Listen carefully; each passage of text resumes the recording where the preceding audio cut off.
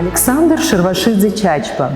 В этом году исполняется 155 лет со дня рождения известного абхазского художника, сценографа императорских театров, художника легендарных дягилевских сезонов. В дни его юбилея здесь, в Центральном выставочном зале, пройдет по традиции его выставка. И мы сможем увидеть работы, которые хранятся в Национальной картинной галерее Абхазии.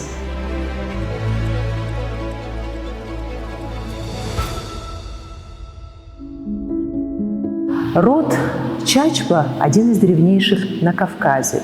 Первые упоминания о нем датируются IX веком. Александр Шервашидзе – правнук правителя Абхазского княжества Келешбея Чачпа, местоблюститель княжеского престола Абхазии. Отец его был отставным майором Константин Чачпа, а мать – известная пианистка, дочь французского профессора музыки Наталья Данлуа. Александр Шервашидзе считал, что натура его унаследована от матери. Его любовь к театру, к музыке, ее духовность он считал, что принял именно от нее. Александр Шервашидзе – яркий пример восточного рыцарского благородства, которое очень большая редкость в наши дни, говорил его друг, известный режиссер Николай Евреинов. Александра Шервашидзе сравнивают с художниками эпохи Возрождения за масштаб личности, высоким целям, которым он следовал всю свою богатую творческую жизнь. В жизни Александра Шервашидзе было все. Его высокое происхождение, его профессиональные признания, вынужденная эмиграция в 20 году, разлука с семьей, триумф дягилевских сезонов и долгие годы одиночества. О его жизни можно снимать кино, можно писать книги. Настолько богаты события его творческой жизни. Наш проект еще раз напомнит о том, каким он был, Александр Шервашидзе, участник художественной театральной революции на Западе в начале XX века.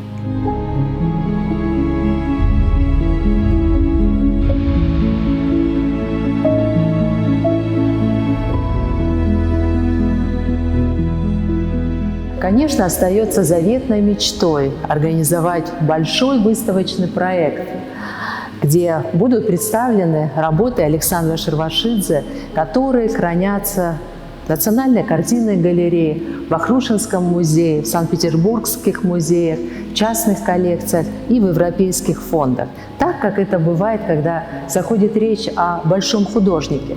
Несомненно, это будет интересно, потому что жизнь его и творчество связано с выдающимися деятелями XX века. Серж Лифарь, Дягилев, Евреинов, Мейерхольд и многие другие, которые создавали искусство в начале 20-х годов.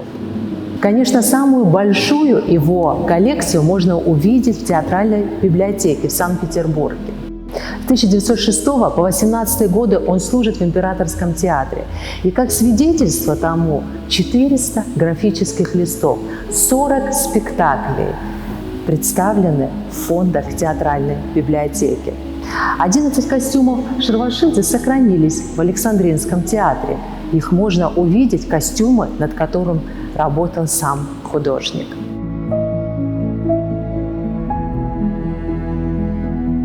Прогрессивные начинания Александра Константиновича в Абхазии были не по духу меньшевистской власти. Они всячески мешали ему. И в 20-е годы Дягилев приглашает Шервашидзе на многолетние гастроли в страны Западной Европы. И Шервашидзе принимает предложение и уезжает. Начинаются гастроли, значит, по Западной Европе. Спектакли пользуются огромным успехом, которые проходили в Англии, Франции, Италии, Германии. Считали, что соучастник театральной, художественно-театральной революции на Западе. Это отмечали многие критики. В 1946 году он оформил «Витязь в тигровой шкуре» – спектакль, который прошел в Монте-Карло, потом в Лондоне и в Париже. Ну, так получилось, что вся деятельность, вся жизнь Александра Константиновича была посвящена театру. И он пишет об этом своей дочери, что он не знал вообще реальной жизни и не знал другого воздуха, как мира театра и мира мастерской театрально-декорационного зала. И он всю жизнь посвятил, и когда закончилась, он писал, моя карьера декоратора, я остался один без никаких средств к существованию. Несмотря на то, что Александр Шервашидзе живет далеко от родины, он все время думает о ней, он все время интересуется всем тем, что связано с Абхазией. И в 50-е годы, когда он жил в Монте-Карло, куда он переехал по совету своей родственницы Анны Шервашидзе, вдовы Савелия Сорина, которая устроила его в пансионат Грейс Келли, монахской принцессы. Уже не работал, и это были годы одиночества после смерти супруги. Несмотря на то, что он испытывал материальные трудности, он все равно сохранил свои работы, и часть своей коллекции он передает Абхазии. Сотрудники музея в советское время Национальной картинной галереи сделали немало для того, чтобы исследовать его творчество. И в эти годы были очень важные и ценные приобретения в фонды музея работ Александра Шервашидзе. В это время, значит, когда он остался одиноким и умерла его жена Будковская, он получает журнал «Дроша», в котором была статья о нем. И он, когда получил, и обрадовался, что его помнят и знают, единственное, он внес поправку, там была указана дата его смерти. И началась переписка между, значит, автором Перлашвили и им. И он присылает в 1958 году около 500 работ. Часть находится у нас, часть в Тбилисском музее искусств Грузии. Дочь художника Биана Шервашидзе в своей книге напишет: он был одним из крупнейших декораторов императорского балета, позже декоратором русского балета, долгие годы гастролирующего по Европе. Я же напишу о том, как он жил в последние годы. Бережно, больше полувека он хранил все, что напоминало ему Абхазию, лелея мечту о возвращении на родину. С чувством глубокого уважения к отцу перелистываю страницы записных книжек и чувствую непроходящую тоску по родине. В Абхазии Александр Шервашидзе прожил меньше всего, но все годы мысли его были связаны с родиной. Биана Александровна внесла очень большой вклад в исследование его творчества.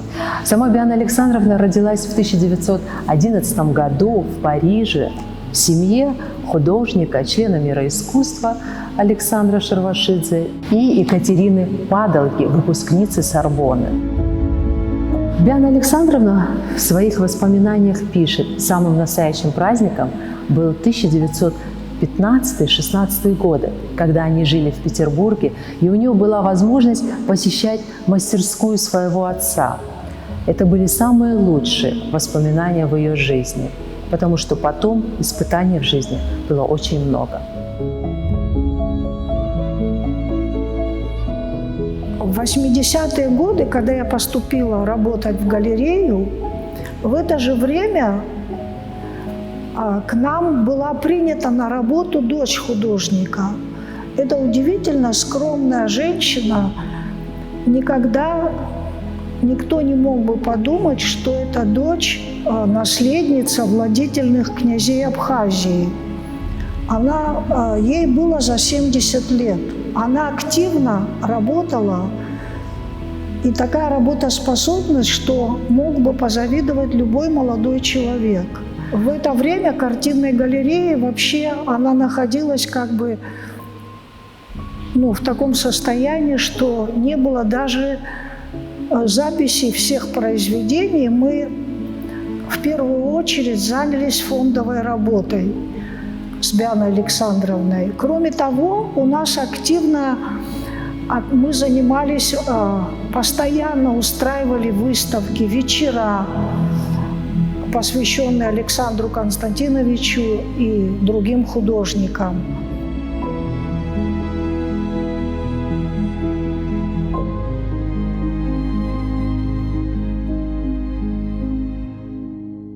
Наверное, Биане Александровне передались гены ее отца. Она мечтает стать архитектором.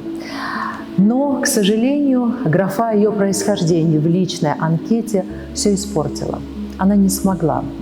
И она поступает на курсы чертежника. И долгие годы Биана Александровна работает при строительстве Черноморской железной дороги чертежником. Последний раз дочь с отцом виделись в 1920 году. Затем на долгие годы их связь оборвалась. Правда, Александр Шервашидзе еще какое-то время мог переписываться с семьей, но, к сожалению, время было очень сложно. Эта переписка тоже оборвалась.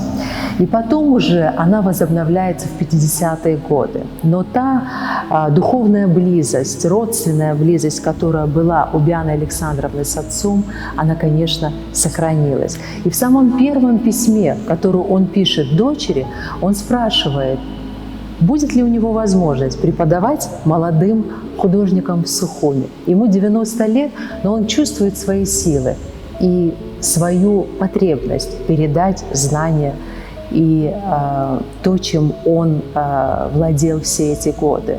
Его это очень беспокоит, потому что в 20-е годы именно он вместе со своими коллегами в Сухуми создают первую художественную студию. Он не мог приехать, потому что после тяжелой болезни врачи ему запрещали. И лишь в 1968 году дочь смогла поехать во Францию, чтобы привезти отца. Он не дожил нескольких дней и умер в возрасте 101 года и похоронен был в Канне на кладбище для русских. После его смерти племянница Александра Шервашидзе передает его дочери маленькую записную книжку. В этой книге очень подробный библиографический справочник. Это все материалы, которые он собирал, связанные с Абхазией. В Петербурге, в Париже, в Лондоне, в других европейских странах. Он считал, что это необходимо. И очень трепетно и бережно хранил эту информацию долгие годы. Последняя воля Александра Шервашидзе была исполнена в 80-е годы. Он был перезахоронен в Сухуми. Очень большую роль сыграла его дочь Биана Александровна, которая помогала посольству России во Франции, абхазские государственные и общественные деятели. В эти годы она получает от друга ее отца Сержа Лефаря 3 письма и несколько строк, которые пишет Лефарь Биане Александровне в память о светлейшем князе, который так мечтал уснуть на родной земле. Удивительно, что Биана Александровна, у нее был архив с 1968 года. Но именно в эти годы, когда она стала работать у нас, она стала писать, опубликовывать материалы из архива. Ну, очевидно, она боялась просто, наверное, после того, что пришлось семье пережить, после потери брата молодого, в 1938 году его репрессировали. Наверное, она боялась, я так думаю, что она не писала. Она опубликовала очень интересные материалы об отце. Кроме того, она по записям отца находила работы художника, которые находились в других музеях, в разных музеях Советского Союза. Так мы получили известный портрет красавицы Мэри Шервашидзе, получили несколько работ от жены Еврейного, известного режиссера и драматурга, друга Александра Константиновича. Ну и вот эти работы, значит, портрет отца в саду и портрет жены художника, падалка, эти работы были обнаружены сотрудникам Абхазского музея в Киевском музее русском. И они, конечно, передали нам в картинную галерею. Это, конечно, очень наша галерея пополнилась. Кроме того, еще из частных коллекций к нам поступили декорации. Самые такие значительные события в нашей жизни явились, конечно, вот выставка, которая была устроена в Москве в 1986 году в Музее народа Востока. После открытия выставки был концерт симфонической музыки, и в этом нам большую помощь оказал известный русский искусствовед и реставратор Савелий Ямщиков. Яна Александровна, она вообще вот, когда поступила к нам на работу, к нам стали приходить большое количество интеллигенции Абхазии. И мы устраивали вечера. Мы даже вот один из интересных вечеров был уже у нее на квартире, когда мы пригласили Фазиля Искандера. Пришел Шалва Денисович. Но это, конечно, был незабываемый вечер. Такие великие люди, когда встретились, как Шалва Денисович, Фазиль Искандер. И я помню, когда Шалва Денисович зашел, вот Биана Александровна, дочь последних, прямая наследница владетельных князей Абхазии. И здесь несколько домов, которые принадлежали, и у нее даже завещание вот этого дома Георгия Шервашидзе. И она жила всю жизнь в однокомнатной маленькой хрущевской квартире на 5-м этаже. И когда мы туда заходили, понимаете, вот этот дух, высокий дух искусства присутствовал, несмотря на то, что не было отца, но вот это вот она унаследовала высокий такой, знаете, как сказать даже, такой вот дух, присущий высокоинтеллектуальных людей. И об этом сразу почувствовал Шалва Денисович, когда только он вошел, он говорит: я вхожу в храм искусства.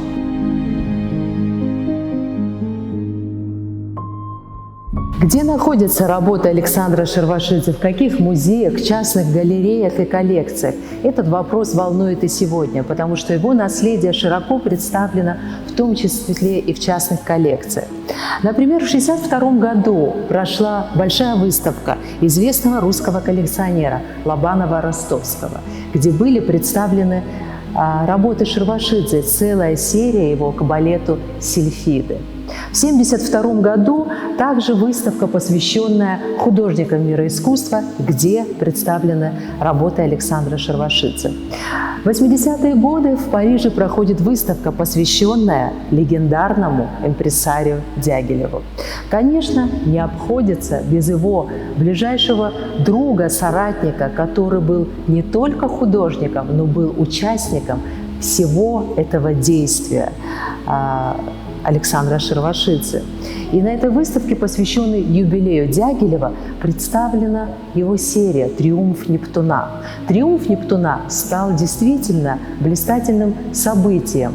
Также в эти годы проходит выставка в Париже, посвященная Николаю Евреинову, его столетию. Николай Евреинов – особенный человек в жизни Шервашидзе. Они вместе работают в Петербурге, затем уже здесь, в Сухуме, готовят большую премьеру «Веселой смерти» Козьма Прудкова, спектакли, которые стали настоящими яркими событиями города Сухум. На выставке в Париже были представлены эскизы костюмов и декораций «Веселой смерти». В коллекции Лобанова-Ростовского представлена интересная работа Бенуа «Александр Шервашидзе за работой». Конечно, еще долгие годы историкам искусства предстоит исследовать, узнавать, открывать для себя работы Александра Шервашидзе. Они представлены в самых разных фондах, в самых разных странах и сегодня являются неисчерпаемым источником вдохновения для молодых художников.